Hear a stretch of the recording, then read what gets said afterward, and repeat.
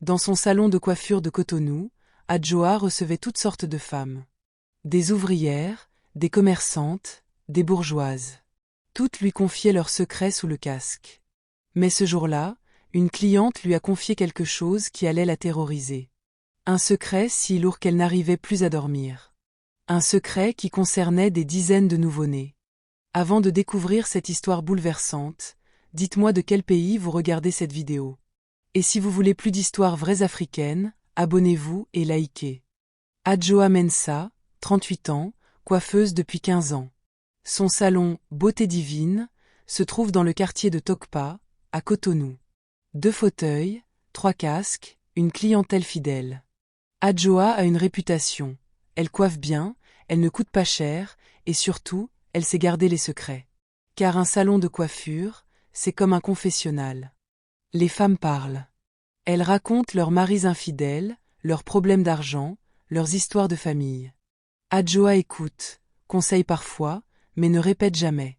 Madame Vivienne, 45 ans, toujours bien habillée, bijoux en or, parfum français. Elle vient tous les 15 jours depuis 6 mois.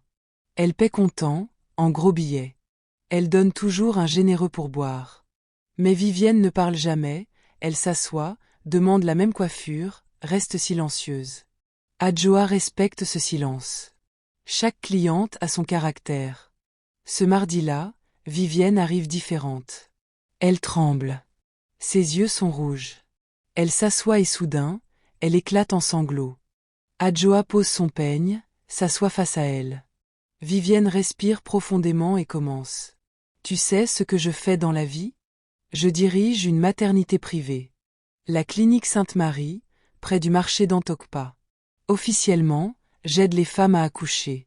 Mais en réalité... » Elle s'arrête, sanglote encore. Adjoa attend, le cœur battant. En réalité, je vends des bébés. Quand une femme pauvre accouche chez moi, je lui dis que son enfant est mort-né. Je lui montre un faux certificat de décès. Et je vends l'enfant à des couples riches qui ne peuvent pas avoir d'enfant. Adjoa reste figée. Elle ne peut pas croire ce qu'elle entend. Combien de bébés ? Demande-t-elle dans un souffle. 43. En 6 mois. 43 bébés vendus. 43 mères qui pleurent un enfant qu'elles croient mort. Vivienne explique tout. Elle travaille avec des complices, des sages-femmes corrompues, des médecins qui falsifient les certificats, des intermédiaires qui trouvent les clients. Les bébés sont vendus entre 500 000 et 2 millions de francs CFA selon leur qualité, sexe, couleur de peau, santé. Les clients sont des couples béninois riches, mais aussi des Européens qui viennent adopter discrètement. « Pourquoi tu me dis ça ? » demande Adjoa. « Parce que je deviens folle. Chaque nuit, j'entends les pleurs de ces bébés. Je vois le visage de leur mère.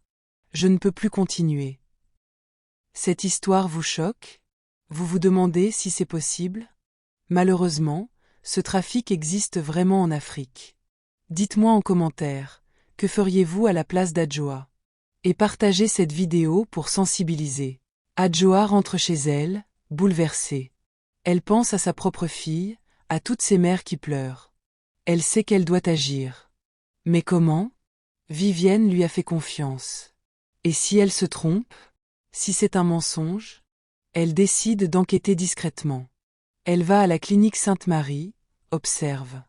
Effectivement, beaucoup de femmes enceintes entrent. Peu ressortent avec un bébé. Celles qui sortent les mains vides ont les yeux rouges. Adjoa contacte un journaliste de Radio Cotonou qu'elle connaît. Elle lui raconte tout. Le journaliste lance une enquête. Avec des caméras cachées, il filme les transactions. Il découvre un réseau énorme. La police intervient. Vivienne est arrêtée, ainsi que 12 complices. Dans la clinique, il trouve 6 nouveau-nés prêts à être vendus. Les familles qui les avaient achetés sont convoquées. L'enquête révèle l'ampleur du trafic. Pas 43 bébés, mais plus de 200 en 3 ans. Certains ont été vendus en Europe, d'autres au Nigeria, au Ghana. Retrouver les familles biologiques devient un cauchemar. Adjoa témoigne au procès. Elle raconte comment Vivienne lui a tout confié.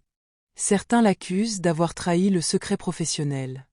D'autres la félicitent pour son courage. Vivienne est condamnée à 15 ans de prison.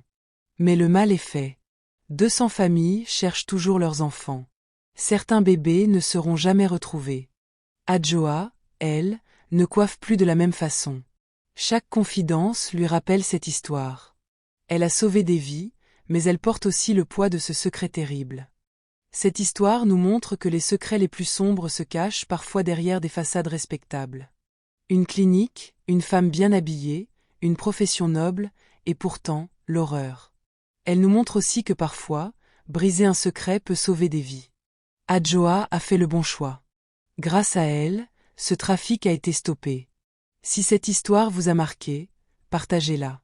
Peut-être qu'elle alertera quelqu'un sur ces pratiques qui existent encore aujourd'hui.